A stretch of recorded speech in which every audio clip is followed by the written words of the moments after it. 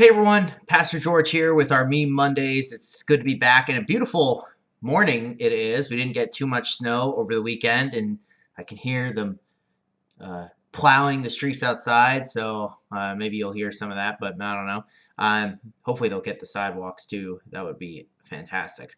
So anyway, our meme for today is actually really good. For my sermon series that I'm going to be doing for Lent this year, which I'll talk about, when it's time for that. But I think it's a good contrast of maybe how we can be a little bit more bold. So I have this meme for us right here, and this is a meme format where it has a really buff dog, right? And I could give you a whole history of how this meme evolved. I'm not going to do it. I'm just going to tell you what the meme is, and you can kind of infer. Don't worry about all the context behind it.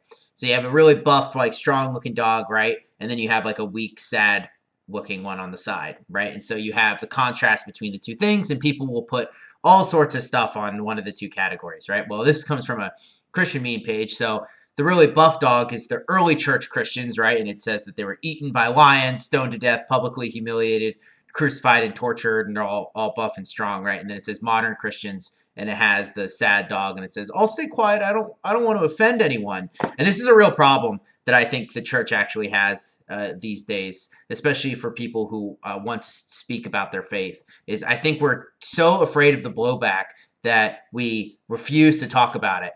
And I think because we refuse to talk about it, we end up not only weakening the church because we aren't engaging with the outside world, but we're also weakening ourselves, right? It's causing us to be fearful. In the Bible, Jesus says that perfect love casts out fear, right? Actually, John says that. I apologize. But he's speaking, about having confidence in Jesus. And we need to have that type of confidence to go out there and to talk about our faith, right? And the fun and interesting thing about the early Christians is that they were very open about their faith to the point where, they would be brought before crowds to be eaten by lions or stoned or publicly humiliated or crucified or tortured, right? And they thought that was actually a good thing, right? It was winning the prize is what they would call it. And so we need to kind of regain that. And of course, that's not fun for a lot of people, but it actually kind of serves as a good tool for being able to say, well, I'm willing to go this far, right, for my faith.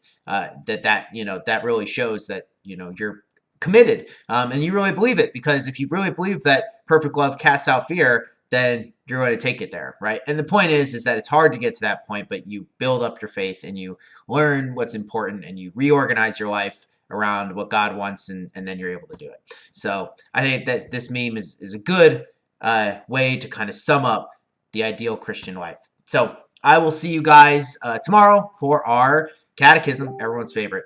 Peace out.